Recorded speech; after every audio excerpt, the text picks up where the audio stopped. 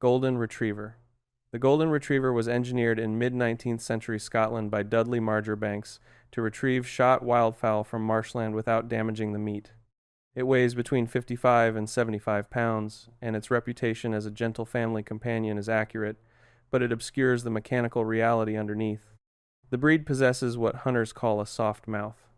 Its jaw muscles and soft palate work together to apply less than 5 grams of pressure while holding an object, despite the same anatomy being capable of generating between 200 and 300 pounds per square inch of bite force. The dog can carry a raw egg in its mouth for several minutes without producing a single crack. This is not temperament. It is neuromuscular inhibitory control, a biological governor on the jaw that suppresses the crush reflex entirely. The mechanism works because the breed's dopamine reward system is wired differently from most carnivores. The act of retrieving and preserving an object produces more neurological satisfaction than destroying it, which is why the Golden Retriever became the dominant breed in assistance roles. The same check power that protected a gamekeeper's pheasant in 1870 now allows the dog to carry a mobility patient's medication bottle without puncturing it, and will also, given the opportunity, carry a stolen sandwich across an entire house with the gentleness of a surgeon and the moral framework of a career criminal. Greyhound. The Greyhound has a lineage traceable to ancient Egypt more than 5,000 years ago, and was developed for coursing across open terrain where the only variable separating success from failure was raw velocity. The modern Greyhound reaches 45 miles per hour from a standing start in approximately 6 strides. The mechanism responsible is called the double suspension rotary gallop. During each stride cycle, all 4 feet leave the ground twice, once when the legs are fully extended outward and once when they are tucked under the body. The spine functions as a loaded spring, compressing as the legs gather beneath the torso and releasing stored elastic energy as they extend, adding roughly 30% more distance to each stride beyond what the legs alone produce. The Greyhound's heart represents 1.18% of its total body weight, compared to 0.77% in a standard dog, and its hematocrit is the highest recorded in any breed, delivering oxygen to fast-twitch muscle fiber at a rate that sustains the gallop. It carries less than 5% body fat and an aerodynamic profile built around a narrow skull, deep chest, and compact feet that minimize drag at speed. It is the most precisely engineered velocity instrument in the canine world, and it spends 18 hours of every day asleep on a sofa, which is either a paradox or a very reasonable response to being that fast. Dachshund. The Dachshund was developed in Germany between the 15th and 17th centuries for a specific and dangerous task. The European badger was a burrowing pest, aggressive enough underground to seriously injure a standard hunting dog. The solution was a breed redesigned from the ground up for subterranean combat.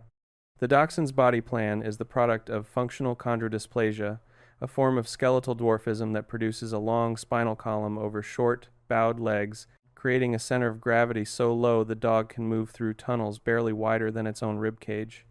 Its front paws are paddle-shaped, functioning as earth-moving shovels capable of displacing more soil than most breeds twice its size. The skin is loose and elastic, allowing the dog to rotate almost 180 degrees inside a tunnel that offers no turning room. The chest is disproportionately deep, housing a lung capacity large enough to sustain function in the elevated carbon dioxide concentrations found in sealed underground passages. The bark is loud far beyond what the animal's size suggests, so that hunters above ground could track the dog's position through several feet of packed soil. The Dachshund is not a small dog that happens to dig. It is a biological drill that was given legs as an afterthought, and it will demonstrate this in any garden left unsupervised for more than 4 minutes. Newfoundland. The Newfoundland was developed on the Canadian Atlantic coast in the 1700s by fishing communities that needed a dog capable of working in the North Atlantic. It weighs between 100 and 150 pounds and was used to haul nets, retrieve lines that had gone overboard, and pull loaded boats toward shore. Its swimming mechanics are fundamentally different from every other breed. Standard dogs use a vertical paddling motion that generates significant drag. The Newfoundland uses a modified breaststroke, sweeping its legs outward and backward in a horizontal arc that maximizes thrust while keeping the body stable in rough water. Full interdigital webbing extends to the tips of the toes on all 4 feet. The broad muscular tail operates as a rudder, and the coat is a dense, oily double layer that maintains core body temperature and water temperatures that would induce hypothermia in a human within minutes. The breed is deployed today by the Italian School of Water Rescue from helicopters into open ocean. When it reaches a person in distress, it takes the victim's arm gently in its mouth and tows them toward shore without bruising the skin. and instinctive behavior produced without specific training.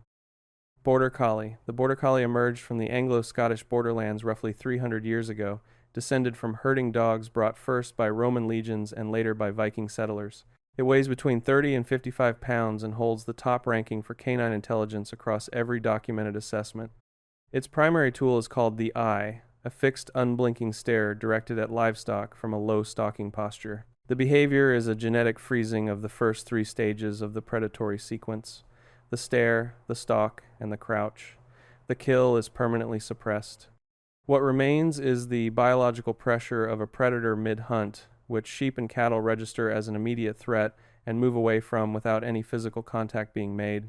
The Border Collie moves its eyes independently of its head to maintain continuous pressure on individual animals while scanning the wider flock from several hundred meters, supported by a rod density in its retina optimized for peripheral motion detection. Its prefrontal cortex is proportionally larger than other breeds, enabling it to manage the movement of 100 animals across shifting terrain as a coherent system.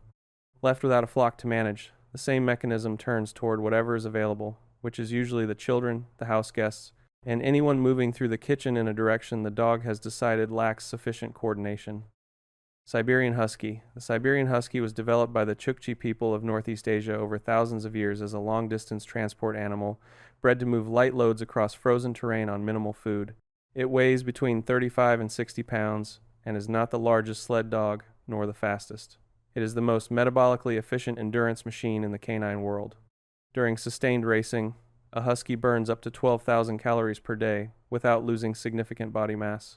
Where most mammals exhaust their stored glycogen within a few hours and experience a sharp performance collapse, the husky transitions almost entirely to fat oxidation early in exertion and maintains that state indefinitely. Racing huskies completing the Iditarod cover 100 miles per day for more than a week, with energy expenditure 3 times greater than that of elite professional cyclists in the Tour de France. The double coat provides thermal insulation sufficient for the animal to sleep directly in snow at minus 50 degrees Celsius without losing core body heat. It is a metabolic anomaly that defies standard mammalian biology, and it will use that biology to escape from any enclosure that has not been specifically engineered with its capabilities in mind, which most have not. Poodle. The poodle originated in Germany during the Middle Ages as a water retrieval dog, bred to enter freezing marshes and lakes to collect downed waterfowl. Its famous haircut is not a decorative tradition. It is a functional thermal engineering solution. The Continental Clip was developed by working hunters to solve a specific hydrodynamic problem. A fully coated poodle entering cold water would become waterlogged. A fully shorn poodle would be exposed at its joints and chest, the regions that lose heat fastest, causing rapid performance collapse. The solution was strategic removal. Fur was left long over the chest to protect the heart and lungs, and over the major joints to prevent cold-induced deterioration, with the rest shorn close to reduce drag.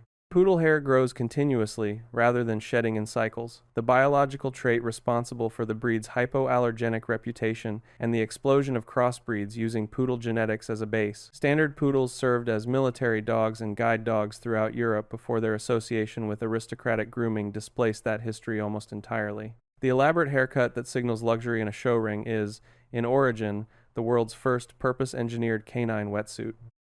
Labrador Retriever. The Labrador Retriever was developed in Newfoundland in the early 1800s from the St. John's water dog, used by fishermen to retrieve nets and lines from the North Atlantic. It weighs between 55 and 80 pounds.